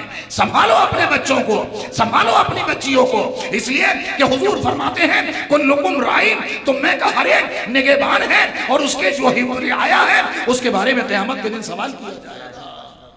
क्या जवाब देंगे हम अपने रब के हुजूर हाजिर होकर के? मुसलमानों, सोचना होगा हमें। इसलिए ये महफिलें कायम करने का मकसद यही है, आप आए और कुछ सीख करके अपनी जिंदगी में इनकलाब पैदा करने की कोशिश करें। अगर कोई गलतियां हमसे हो गई हैं, अब वो गलती नहीं होगी, हमारी जिंदगी गुजरेगी तो मुस्तफ़ा प्यारी की तालीमात के मुताबिक गुजरेगी इंशाअल्लाह। हज़रात, इसलिए मैं आपसे अदबन अर्ज कर रहा हूं, अपने माशरे को संवारने की कोशिश करें। जरा दुरूद पाक सुनाइए बाबा दे बुलंद अल्लाहु रब्बुल मुहम्मद सल्लल्लाहु अलैहि वसल्लम नहनो इबादो मुहम्मदिन सल्लल्लाहु अलैहि वसल्लम। हज़रात गिरामी वक़ार, ये रही बात गुस्ल के ताल्लुक़ से। और कुछ बातें भी मुझे अर्ज करना है, एक बार और पढ़ दीजिए दुरूद शरीफ। अल्लाहुम्मा सल्लि अला सय्यदिना मौलाना मुहम्मदिन बारिक वसल्लिम सलातो व सलामन अलैका या रसूल अल्लाह। एक चीज़ बहुत पूछी जाती है भाई, और पूछना भी चाहिए, आप भी जहन में रखो और दूसरों को आप बता भी सको। मुंबई में भी सवाल आता है, ये लोग पूछते हैं कि भाई जब औरतें नापाकी के आलम में होती हैं, उनके जो अय्याम मखसूसा हैं हर महीने में या फिर बच्चा पैदा होने के बाद जो नापाकी के दिन होते हैं, आया उन दिनों में वो फातिहा का खाना पका सकती हैं कि नहीं पका सकती? ये बात बहुत चलती है, आप गौर से सुने, दूसरों को बताएं। फातिहा का खाना उस आलम में भी औरतें पका सकती हैं, उन पर फातिहा हो सकती है, कोई इसमें हर्ज नहीं है। अरे भाई जब घर में वो खाना पका सकती है, खाया जा सकता है, तो क्या घर में नापाक खाना खाया जाता है? पाकी तो खाना खाया जाता है। अगर उनके हाथ का खाना नापाक होता माज़अल्लाह, तो घर में क्यों खाया जाता? और जब पाक है तो खाया जा रहा है, और हर पाक चीज पर फातिहा हो सकती है। अल्हम्दुलिल्लाह, इस मसले का जवाब भी जहन के कई बात आपके सामने आ सकती है। इसी के साथ अगर औरतें हालत नापाकी में हैं, तो उस मौके पर गैरों का तरीका ये है। बाज़ जगह तो सुना गैर मुस्लिमों में चारपाई पर नहीं बैठ सकती बेचारी, साथ में खा नहीं सकती बेचारी, तो आप गौर से सुन लें, जो अय्यामे मखसूसा होते हैं औरतों के, हैज़ के दिन हों या निफास के दिन हों, उसमें हम बिस्तरी करना तो हराम है, लेकिन इसके अलावा औरत अपने मर्द के पास सो भी सकती है, एक पलंग पर बैठ भी सकती है, दोनों लेट भी सकते हैं। ये जहन में रहे, ये गैरों का तरीका है कि पलंग पे बैठ नहीं सकती ना लेट नहीं सकती। ये नहीं, जैसी इज्जत आप औरत को उन अय्याम से पहले देते हैं, आपको वही इज्जत बाद में भी देना पड़ेगी। सिर्फ जो इस्लाम ने पाबंदी लगाई है कि उन अय्याम में औरत से कुर्बत करना जो मियाँ बीवी का अमल होता है, वो उसके करने की इजाजत नहीं है। हाँ, ये है कि नाफ से ऊपर, शरीयत का जो मसला मैं अर्ज कर रहा हूँ, ऊपर के हिस्से से फायदा उठाया जा सकता है, यहाँ घुटने से नीचे, लेकिन उसके अलावा नाफ से लेकर घुटने तक जो सतरे औरत ये मर्द का है, इतना हिस्सा औरतों का तो पूरा बदन ही छुपाना है, लेकिन इतने हिस्से को उसको हाथ कपड़ा लगाकर उन दिनों में नहीं छूना चाहिए, उससे परहेज करना चाहिए। हाँ, फुक़हा फरमाते हैं अगर ये डर हो कि पास लिटाने के बाद हम बिस्तरी तक नौबत पहुंचेगी तो फिर ना लिटाना ही बेहतर है, ये भी फुक़हा ने फरमाया है। इस पर भी आप तवज्जो देंगे। हम दूसरों की तरह नहीं हैं, यहूदियों में और लोगों में नापाकी के दिन आए तो औरतों की माज़अल्लाह न पास बैठ सकती है न खा सकती है, वो सब, ये सब इस्लाम का तरीका नहीं है। इस्लाम तो जिहालत को खत्म करने के लिए आया है। हज़रात, बहुत सारी जगह ये भी है कि भाई फातिहा हो रही है, अब फातिहा में इस्तेमाल शुदा कपड़े रखे जाते हैं बहुत सारी जगह पर, इस्तेमाल शुदा कपड़े यानी उसके पहने हुए कपड़े। अब फातिहा हो रही है, जहाँ खाना रखा है इस्तेमाल शुदा कपड़े रखे। बहुत सारी जगहों पर तो बीड़ी वगैरह में, अगर जिंदगी में वो बीड़ी पीता था तो अरे भाई ये बड़ी चाहत की चीज़ है, बीड़ी भी रख, क्या फजूल है साहब, सब फजूलियात है ये। मैंने खुद मुफ्ती साहब से बात की इस सिलसिले में, फरमाया कि सब फजूल है, कोई मतलब नहीं है इसका। अरे मेरे भाई, क्या तुम ये नहीं समझते कि तुम कपड़े ना रख करके दुरूद शरीफ पढ़िए, बाबा दे बुलंद अल्लाहुम्मा सल्ली अला सैयदना मौलाना मुहम्मद बारिक वसल्ली सलातुम व सलामुन अलैका या रसूल अल्लाह सल्लल्लाहु तआला अलैहि वसल्लम। नारे तकबीर, नारे रिसालत, नारे रिसालत। शहजादे गौसे आज़म सैयद कैफ़ी मियाँ साहब किबला, नारे तकबीर, नारे रिसालत।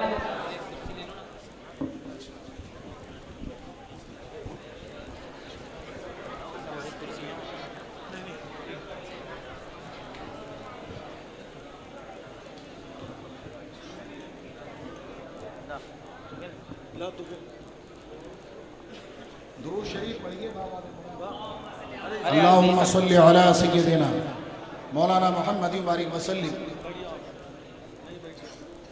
सलातुम व सलामुन अलैका या रसूल अल्लाह सल्लल्लाहु तआला अलैहि वसल्लम। मैंने पहले ही भी अर्ज़ किया था, अब भी अर्ज़ कर दूं कि अल्हम्दुलिल्लाह आज आप लायक सद मुबारकबाद हैं कि आपके दयारे मोहब्बत में तरह तरह की बहारें नजर आ रही हैं। अल्हम्दुलिल्लाह, फिदाए हुजूर आला हज़रत, शहदाए हुजूर मुफ्ती आज़म हिंद, शहदाए हुजूर ताजुल शरीफ सुभान अल्लाह हजरत सैयद कैफी मियाँ साहिब क़िबला दामत बरकातुहुल कुद्सिया, भाई यूं ही आले रसूल है। सुभान अल्लाह, इन दोनों की बारगाह में, तमाम सादात की बारगाह में तेरी नस्ल पाक में है बच्चा बच्चा। सुभान अल्लाह, तू है आईने नूर तेरा, सब घराना नूर का, ये तो है ही। लेकिन खुसूसियत इसी के साथ ये भी है कि हमने तो ये देखा कि कितना फैज़ हासिल करते हैं ये आला हजरत की बारगाह में, मुफ्ती आज़म सरकार की बारगाह में, सरकार हुज्जतुल इस्लाम की बारगाह में, और खुसूसन सरकार ताजुल शरिया की बारगाह में, कि हम जैसे कितने जाते हैं और इनसे फैज़याब होकर के वापस आते हैं। अल्हम्दुलिल्लाह, आपके बुलावे पर, आपके दयारे मोहब्बत में हजरत भी जलवा फरमा है। अभी आप हजरत को सुनेंगे, लेकिन मुझे कुछ और है, कुछ देर के लिए, तो आपकी इजाजत है कि मैं कुछ हाजिर रहूं? अभी हाँ कहेंगे कि नहीं कहेंगे? नहीं तो मैं ना समझ लूंगा। तो दुरूद शरीफ और पढ़ दीजिए बाबा दे बोला, अल्लाहु रब्बु मुहम्मदिन सल्लल्लाहु अलैहि वसल्लम नहनो इबादो मुहम्मदिन सल्लल्लाहु अलैहि वसल्लम। तो हजरात गिरामी वक़ार आप देखें, तो मैं अर्ज कर रहा था कि एक चीज तो ये बात चल रही थी कि भाई फातिहा होती है तो उसमें क्या रखते हैं, पुराने कपड़े भी रखते हैं बाज़ जगहों पर, और बाज़ जगहों बीड़ी तक बंडल रख देते हैं, शायद माचिस भी रखते हैं, है कि नहीं? माचिस भी रखते हैं। अरे मेरे भाइयों, जरा सोचो तो सही, आप कब्र पर अगर बत्ती का जो मुट्ठा भर करके रख देते हैं ना बहुत सारी जगहों पर, आग लगाई और पूरा बंडल खोला और सब फेंकाया और कब्र पे ऐसे करके लगा, इसकी भी इजाजत नहीं। अगर खुशबू के लिए जलाना है ना तो बिल्कुल कब्रों पर नहीं, कब्रस्तान के किसी किनारे पर आप सुलगाया करो। कब्र पर आग है, आप जरा ही सोचिए। तो जब वहां खुशबू भी है और आग है तो लगाने की इजाजत नहीं, तो ये बीड़ी सुलगाना और ये माचिस, ये सारी चीजें फातिहा में रखने की इजाजत कहां से होगी? आप मुझे बताइए। आप ये सब फजूल है, इससे हमें बचना है। कुछ नहीं, इस्तेमाल शुदा कपड़े भी नहीं। अच्छा, कहीं कहीं तो ऐसा हुआ, खुद हमारी नवासी का इंतकाल हुआ, अल्हम्दुलिल्लाह बड़ी बेटी सैयदों में भी आई है, अल्हम्दुलिल्लाह, अल्लाह उसे सादात की खिदमत की तौफीक अता फरमाए। मैं सैयद नहीं हूँ, शेख हूँ, लेकिन बड़ी बेटी लहरा है महाराजा शरीफ के करीब एक कस्बा, वहाँ पर सैयदजादे को बड़ी बेटी, तो हमारी नवासी बुशरा फातिमा उसका नाम, तकरीबन 10-11 साल की कमोबेश उम्र। खैर हादसा हुआ, बीमारी, इंतकाल हुआ उसका। जब फातिहा हो रही थी तो इत्तेफाक ये कि हमारे घर से जो कपड़े उसकी ज़िंदगी में गए थे, नानी नवासी को देती है तो वो दिए थे। अब वो गांव का मामला, वही कपड़े निकाल करके फातिहा में रख दिए, फातिहा होने। अच्छा चलिए रख दिए, वो भी सबर। तो जानते हो क्या था? इत्तेफाक ये कि बच्चों को छुटपन में कभी दे देते हैं ना, तो रुपट्टा नहीं होता वो चीज। तो 2 कपड़े थे, रुपट्टा नहीं था। तो वहां औरतें क्या बोली, जानते जहालत बता रहा, अरे रुपट्टा भी नहीं रखा क्या, बगैर रुपट्टे के घूमेगी? अल्लाह की पनाह, ये जहालत मैं बता रहा हूं आपको। अरे ये कोई तरीका है? अगर तुम उसकी तरफ से नियत करके किसी को कपड़ा पहना दो, खुदा की कसम हदीस पाक में मौजूद है कि कोई मुसलमान किसी मुसलमान को कपड़ा पहना दे अल्लाह की रजा के लिए, तो जब तक पहनने वाले के जिस्म पर उस कपड़े का एक चिथड़ा भी रहेगा, पहनाने वाला अल्लाह की हिफाजत में रहेगा। ये किया करो, किसी नंगे को कपड़ा पहनाओ, किसी जरूरतमंद को कपड़े दो, दिल में नियत कर लो कि ये मेरे बेटी की तरफ से, मेरे बेटे की तरफ से, मेरे वालिद की तरफ से, मेरी वालिदा की तरफ से। वहां ये खुराफात रस्में ईजाद करने की क्या जरूरत है? क्या पहने हुए कपड़े रखे जा रहे हैं, बीड़ी रखी जा रही है, सिगरेट रखी जा रही है, माशअल्लाह। ये कोई तरीका रहा?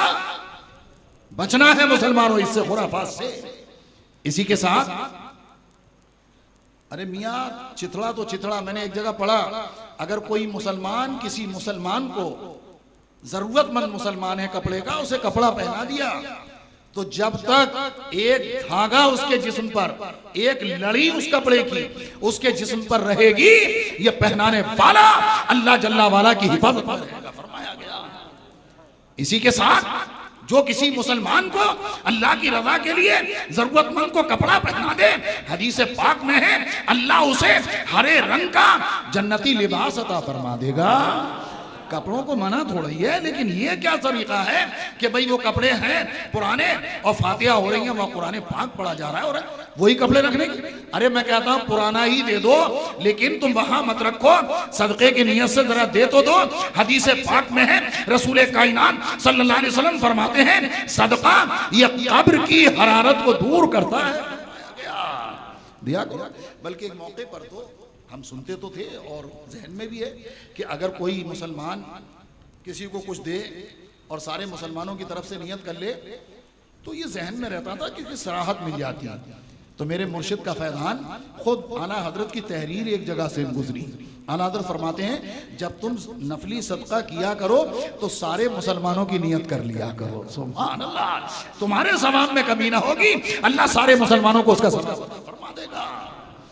तो फिर आप सोचो, तो फिर उसके बावजूद हम डरें, अरे भाई करना है, कपड़ा दो, पैसा दो, जो चीजों की जरूरत है जिस मौके पर वो दो, ईसाले सवाब करो। क्या तुमने न सुना क़यामत के रोज जब एक मुसलमान आएगा रब के हुजूर हाजिरी को, नेकियां उसके साथ पहाड़ों की तरह चल रही होंगी, वो सोचेगा इतनी नेकियां की नहीं थी, या अल्लाह ये नेकियां आ कहां से गई? गैब से निदा होगी, तेरे मरने के बाद तेरे घर वाले तेरे लिए दुआएं मग़फ़िरत करते रहे हैं, उसके सबब से पहाड़ों जैसी नेकियां अल्लाह ने तुझे अता फरमा दी है। मुसलमानों ये है। अच्छा इसी के साथ किस किस चीज का रोना रोया जाए, ये भी है। मुहर्रम शरीफ का महीना आने वाला है। मुहर्रम शरीफ के महीने में तो बाज घरों में ये है कि 7 तारीख के बाद क्या होगा साहब? खाना नहीं पकेगा घर में। कहां से निकाल के लाए हैं ये? क्यों ऐसे काम करते हो जो गैरों को बोलने का मौका मिले? सुन्नियत तो बड़ा साफ सुथरा और मंझा हुआ फिरका है अहले सुन्नत व जमात। ये सारी खुराफात शामिल करके दूसरों से कहलाने का या फिर गैरों के तरीके पे, अरे भाई ये तरीका किसका? राफ़ज़ियों का तरीका होगा। राफ़ज़ियों का तरीका कुत्तों का है तो उन तक रहने दो, हमें अपने घरों में वो तरीके लाने की क्या जरूरत है? किस लिए नहीं पकाते हैं साहब खाना? और फिर 7 तारीख से 10 तारीख तक शायद गोश्त भी नहीं पकेगा, खाना भी नहीं पकेगा। कहीं क्या है जानते हो? तवा नहीं चढ़ेगा। यह है, यानी चावल पकेंगे लेकिन तवा नहीं चढ़ेगा। क्या मुसीबत में जान है? क्या कर रहे हो आप? क्या सोग मना रहे हो? क्या तुम्हें नहीं मालूम? हमें गम तो जरूर है हमारे आका इमाम हुसैन की शहादत का, हजरत अली असगर की शहादत का, हजरत अली अकबर की शहादत का, हजरत अब्बास के कटे हुआ बाजू का, इमाम हुसैन के खून के कतरों का। लेकिन ये भी सुन लो, एक तरफ से हम फख्र के साथ कहते हैं कि अल्लाह ने इमाम हुसैन को फतेह मुबीन अता फरमाई भाई है, इसलिए कि इस्लाम जिंदा हुआ तो इमाम हुसैन की शहादत। नारे तकबीर, नारे रिसालत, फैज़ाने इमाम आली मकाम। अच्छा फिर कोई कहे भाई हम इसलिए नहीं कि हम सोग मना रहे हैं, तो तुम्हें यार शरीयत का मसला नहीं मालूम? अगर किसी का बाप मर जाए, अल्लाह हम सबों के बाप जो जिंदा हैं खूब जिंदा रहे, हम में जिनकी माएँ जिंदा, अल्लाह उनकी उम्रों में खूब बरकतें अता फरमाए। लेकिन मरना तो है एक ना एक दिन। अगर कोई दुनिया से चला जाए तो उसके बाद क्या होगा भाई? तो उसके बाद सोग अगर कोई माज़अल्लाह मनाए और सोचे कि भाई हम तो बाप का सोग 40 दिन मनाए, शरीयत इजाज़त देगी? हज़रत अल्लामा सैयद इमामुद्दीन साहब के क़िबला के पास आप आएंगे, पूछेंगे मसला, तो ज़ाहिर शरीयत का फैसला ये है कि भाई 3 दिन से ज़्यादा सोग मनाने की इजाज़त ये घर वालों बीवी के अलावा किसी को भी नहीं। एक बीवी है जो अपने शौहर के इंतकाल पर, जो कि उसके लिए इद्दत की मियाद मुकर्रर है, वो सोग मनाए, लेकिन और घर वालों को इजाजत नहीं। तो फिर सैयद शुहदा इमाम हुसैन रज़ियल्लाहु ताला अन्हु, जिनको शहादत उस्मा मशहूर है, फिर उनके लिए अगर कोई सोग के नाम पर शियों का तरीका ईजाद करेगा तो किसी पर की इजाजत नहीं दी जाएगी।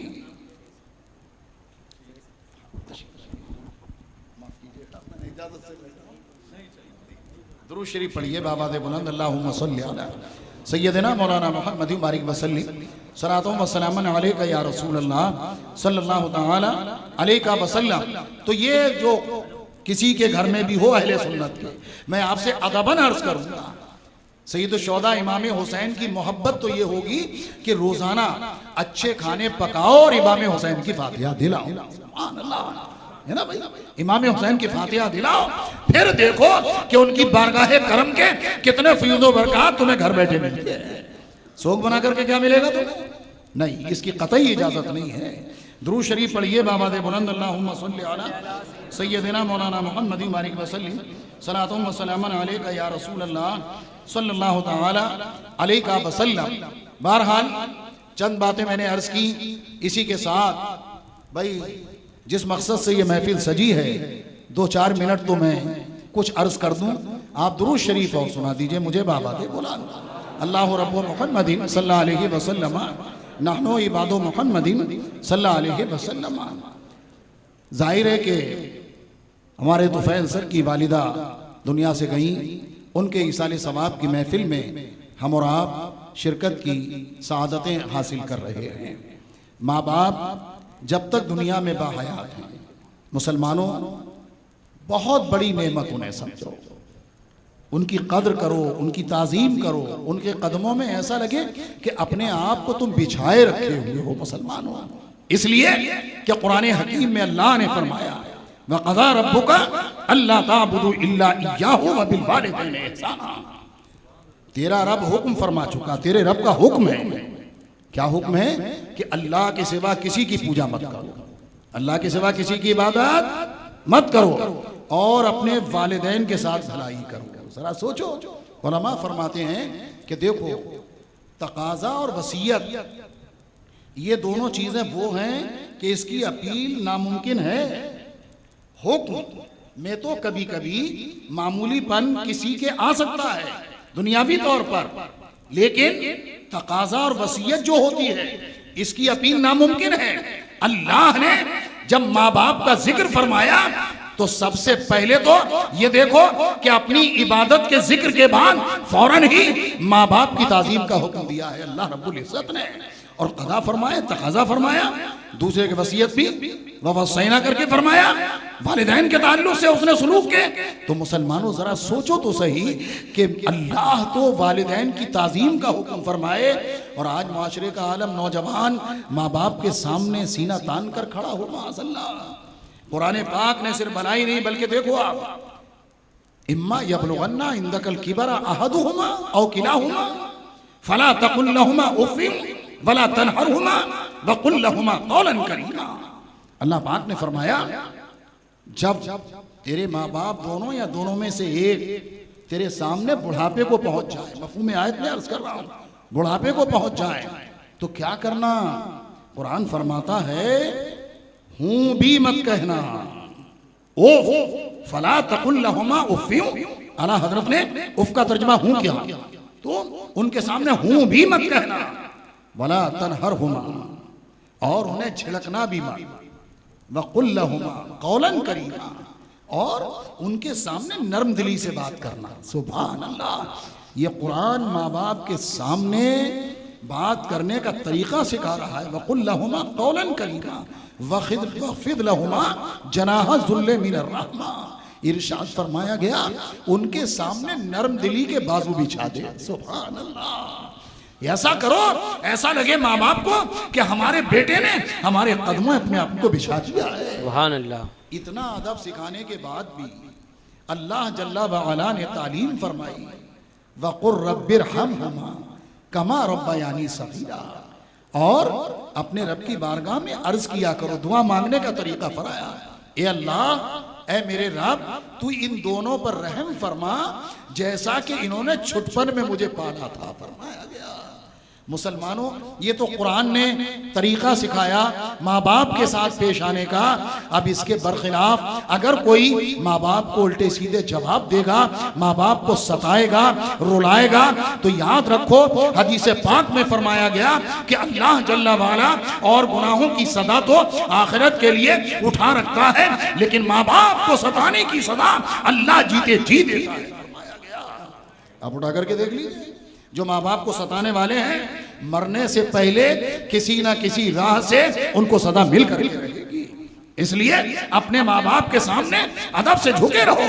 हुजूर अलैहिस्सलातु वस्सलाम की बारगाह करम में अर्ज किया गया, आका माँ बाप का हम पर हक क्या हक है उनका? हुजूर ने फरमाया वो दोनों तेरी जन्नत भी हैं और तेरी जहन्नम भी है। अल्लाहु अकबर।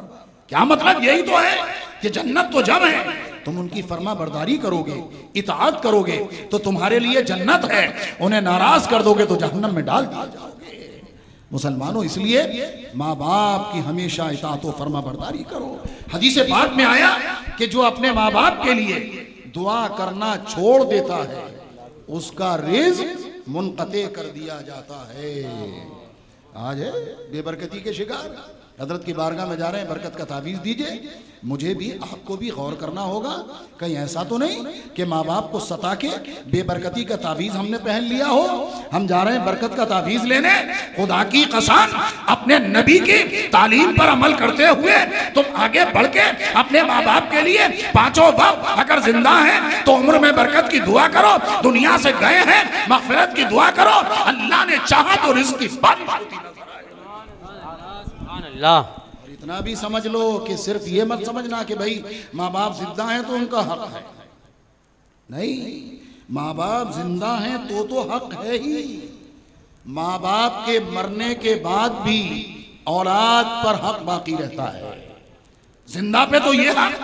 मुझे याद आया सैयदी मुर्शिदी आकाई मौलाई सरकार मुफ्ती आदम हिंद अली रहमतो व रिज़वान, माँ का अदब बताऊं कैसे करते थे। बाजी साहिबा का बयान एक जगह नजर से गुजरा। हजरत की शहजादी साहिबा रात को जब घर में पलंग बिछते तो फरमाती हैं कि हम दादी के लिए भी पलंग बिछा देते और वालिद साहब के लिए, यानी सरकार मुफ्ती आदम के लिए।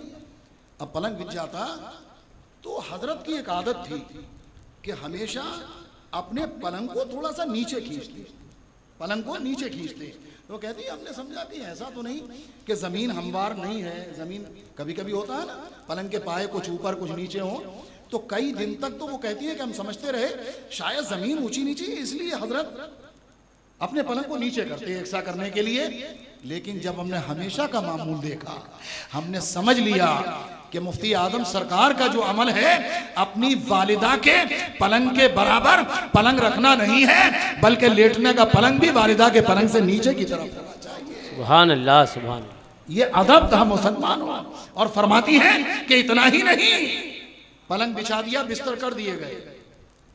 सरकार मुफ्ती आदम रज़ियल्लाहु ताला अन्हु की वालिदा माजिदा रहमतुल्लाहि ताला अलैहा कभी हुआ कि जैसे नहीं लेटी, कुछ देर है तो सरकार मुफ्ती आज़म हिंद उतनी देर या तो कमरे में टहलते रहे जब तक वालिदा माजिदा लेटती नहीं, या तो कमरे में टहलते रहते या फिर खड़े रह के इंतजार करते जब आपकी वालिदा मुकर्रमा बिस्तर पर आराम फरमा होती तो मुफ्ती आज़म लेटा करते थे। ये आलम था। मुसलमानों जिनके नाम के हम नारे लगाते हैं उनका तो अपनी माओ के बारगाह में ये अदब है, और हम हैं कि अपनी माओ को उल्टे सीधे जवाब देते हैं माज़ल्लाहि रब्बिल आलमीन। कुछ मिलेगा नहीं, माँ बाप को सता के जो भी कुछ मिलेगा माँ बाप की फरमा बरदारी करके मिलेगा। इसलिए कि हदीस पाक में आए माँ बाप की रजा में अल्लाह की रजा पोशीदा है और माँ बाप की नाराजगी में अल्लाह की नाराजगी पोशीदा है। अब जो चाहता हो कि अपने माँ बाप को अल्लाह को राजी करे तो अपने माँ बाप को राजी कर ले। अरे मैंने तो यहाँ तक पढ़ा, हजरत इमाम अबू यूसुफ अलैहि रहमतो व रिज़वान कितने बड़े इमाम हैं, इमाम आजम के खास शागिर्द इरशाद फरमाते हैं कि अगर किसी की माँ हांडी के नीचे, भाई आज गैस है, पहले तो चूल्हा ही जलता था, कोई हांडी में कुछ पक रहा हो और उसके नीचे आग जलाने का हुक्म दे, तो फरमाते हैं माँ का हुक्म यहाँ तक मानना जरूरी है कि वो हांडी के नीचे आग जलाए, अगरचे उस हांडी में खिंजीर का गोश्त ही क्यों ना पक रहा हो। हालांकि कोई मुसलमान कह नहीं होगा, लेकिन इसका मतलब यह है कोई मुसलमान है और उसकी माँ अगर काफिरा है और अगर वो अपने धर्म पर अमल करते हुए ऐसा कर भी रही है तो बेटे से कहा आग जला दे, तो बेटा ये कहने का हकदार नहीं है कि मैं आग नहीं जलाऊंगा, माँ के हुक्म पर अमल करना होगा। आप कौन सी हवा में हैं? माँ बाप को सता के चाहते हैं कि जन्नत के हकदार हो जाए, माँ बाप को सता के आप चाहते हैं कि गौसे पाक के मानने वाले हो जाएं, माँ बाप के फरमा बरदार हो जाओ। खुदा की कसम आज मेरे मोहल्ला अगर ना भी पहुंच सके तो गरीब नवाज की बरकतें घर बैठे माँ बाप की दुआओं के सदक़े हासिल हो। सुभान अल्लाह, सुभान अल्लाह। हज़रात यहाँ तक के फुक़हा का फैसला है अगर किसी की माँ काफिरा हो, मुसलमान माओ की तो बात अलग है, किसी की माँ माज़अल्लाह अगर काफिरा है और वो मंदिर के लिए पहुंचाने के लिए कहती है तो पहुंचाया तो नहीं जाएगा। तवज्जो रखिएगा, अगर वो कहेगी नहीं मुझे मंदिर पहुंचा दे, बेटा मुसलमान तो वो पहुंचाएगा तो नहीं, लेकिन वो गिरती पड़ती मरती सड़ती अगर वो चली गई मंदिर, अब उसे वहां से लाने की जरूरत है तो बेटे को हुक्म होगा वो अकेले नहीं आ सकती तो वो वहां से घर लेकर के आए। फरमाया गया माँ बाप की ताजीम बहुत जरूरी है मुसलमानों। माँ बाप की ताजीम के सिलसिले में जरा सी भी लापरवाही ये दीन और दुनिया को बर्बाद करने वाली साबित होगी। हाँ, अगर किसी के माँ बाप अगर ये हुक्म दे कि बेटा इस्लाम के खिलाफ अमल कर, किसी की माँ कहे तूने दाढ़ी क्यों रख ली, तू तो हर वक्त मुल्ला जी बन गया है, बहुत सारे ऐसे भी घर हैं, दाढ़ी रख ले बेटा तो बाप ताना देता है माज़अल्लाह। इस्लाम के खिलाफ अगर अमल करने के लिए कहा जाएगा तो फिर औलाद पर मानना जरूरी नहीं होगा। वो भी हमारे पास है। हजरत सैयदना साद इब्ने अबी वक्कास रज़ियल्लाहु ताला जब ईमान ले आए, ईमान लाने के बाद उनकी माँ को पता चला, बुढ़िया बैठ गई निकल करके धूम में, अरब की गर्मी, मर जाऊंगी, कुछ खाऊंगी नहीं, कुछ पीऊंगी नहीं, तेरा नाम बदनाम होगा तारीख में।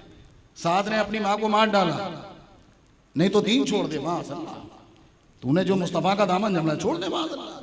हजरत साद इब्ने अबी वक्कास रज़ियल्लाहु ताला अन्हु ने एक दिन देखा होगा, 2 दिन देखा होगा, 4 दिन देखा होगा, आ गए जोश में, मोहब्बत रसूल सीने से निकल के लबों पे आ गई। फरमाते माँ सुन ले, तू तो एक है, अगर तेरी जैसी हजारों जाने भी होंगी तो मुस्तफा पे वो भी कुर्बान कर दूंगा। उन्हें दीन छोड़ दे, हरगिज ऐसा नहीं होगा। इसलिए अगर ऐसा मामला हो, कोई कहे वहाबी हो जाओ, किसी के माँ बाप वहाबी हो गए, वो कहे आ जाओ, नहीं होगा। लेकिन अगर शरीयत के खिलाफ नहीं है तो माँ बाप की इताअत बहरहाल जरूरी है, याद रखो। उनके मरने के बाद अगर एक चीज का जरूर ख्याल रखना, माँ बाप के इंतकाल के बाद माँ बाप जिससे मोहब्बत करते हो अपनी जिंदगी में, माँ बाप जिससे मोहब्बत करते हो वो मोहब्बत न टूटने पाए ईमान वालों से। बेईमान की बात नहीं कर रहा हूं, किसी का बाप वहाबी से मोहब्बत करता है, मोहब्बत नहीं की जाएगी, काफिर से नहीं की जाएगी, लेकिन ईमान वालों में से माँ की कुछ सहेलियां हैं, बाप के कोई दोस्त हैं, तो उनकी ताजीम तुम्हें करना होगी। इसलिए कि हदीस पाक में आया, अपने बाप की दोस्ती को भुला मत देना, तोड़ मत देना वरना अल्लाह तेरा नूर बुझा देगा। अल्लाहू अकबर। हज़रत अब्दुल्ला इब्ने उमर रज़ी अल्लाह ताला अन्हुमा खच्चर पर सवार, मुरीदीन मुतक़िदीन साथ में हैं, जा रहे निकल कर, एक देहात के रहने वाले सामने से आ गए। जब आए तो हजरत अब्दुल्ला इब्ने उमर रज़ी अल्लाह ताला अन्हुमा उन्हें देख कर के उतर गए और उतरने के बाद में उन्हें गले से लगाया, अपना अमामा शरीफ उतार करके उन्हें दिया, जो जेब में नकदी थी वो भी उन्हें अता फरमाई। सारे साथी हैरान हैं, एक देहात के रहने वाले हजरत इतना बड़ा करम फरमा रहे हैं। पूछा हुजूर देहाती तो थोड़ी सी चीज में भी राजी हो जाते, आप हैं कि अमामा शरीफ नकदी जो कुछ सब। कहा कि जानते हो ये कौन है? कहा कि हुजूर कौन है? कहा कि ये मेरे वाली हजरत उमर के दोस्त हैं। सुभान अल्लाह। और मैंने हुजूर अलैहिस्सलातु वस्सलाम को फरमाते हुए सुना है कि बाप के दोस्त को बाप की तरह समझा करो, फरमाया गया। इसलिए अगर सुन्नी मुसलमानों से दोस्ती है, मोहब्बत है, माँ की कुछ सहेलियां हैं, पहचान वालियां हैं, तो फिर उनसे नाता मत तोड़ना, बल्कि अल्लाह की रजा के लिए उनसे उसने सलूक करते रहोगे, यहाँ भी शादो आबाद वहाँ भी शादो आबाद। आखिरी बात मैं अर्ज करूंगा, सैयद साहब क़िबला के दरमियान बहुत हाइल हो रहा हूँ मैं, बस हजरत को मुझे भी सुनना है। एक शख्स रसूल पाक की बारगाह करम में हाजिर आए अलैहिस्सलातु वस्सलाम का, सरकार बहुत बड़ा गुनाह हो गया है, बहुत बड़ा गुनाह हो गया है, तौबा की कोई सूरत है? सरकार फरमाते हैं तुम्हारी माँ जिंदा है? अर्ज करते हैं कि हुजूर माँ तो जिंदा नहीं है। का तुम्हारी खाला जिंदा है? का हुजूर खाला तो है। का उनके साथ भलाई करो। सुभान अल्लाह। क्या मतलब? माँ के साथ भलाई, खाला के साथ भलाई, ये इतना बड़ा नेक अमल है कि अल्लाह इसके सदक़े में मुसलमान के बड़े बड़े गुनाहों को माफ फरमा देगा। अपने माँ बाप को राजी करो, माँ बाप नाराज ना होने पाए। अल्लाह रब्बुल इज़्ज़त जल्ला मजदहुल करीम अपने फजल से अपने हबीब पाक सल्लल्लाहु अलैहि वसल्लम के सदक़े हम में जिनके माँ बाप दोनों या दोनों में से एक दुनिया में जिंदा हैं, सबकी उम्रों में अल्लाह खूब बरकतें अता फरमाए। आमीन। अल्लाह मेरी भी वालिदा को शिफाए कामिला अता फरमाए, उनके साथ मदीना शरीफ की हाज़िरी नसीब फरमाए, और हमारे तोफ़ैल भाई की वालिदा की बाल बाल अल्लाह मग़फ़िरत फरमाए, उनकी कब्र को बुक़ए नूर फरमाए, रोज़तुम मिन रियाज़िल जन्नह बनाए, उन सब घर वालों को सब्र जमील अता फरमाए।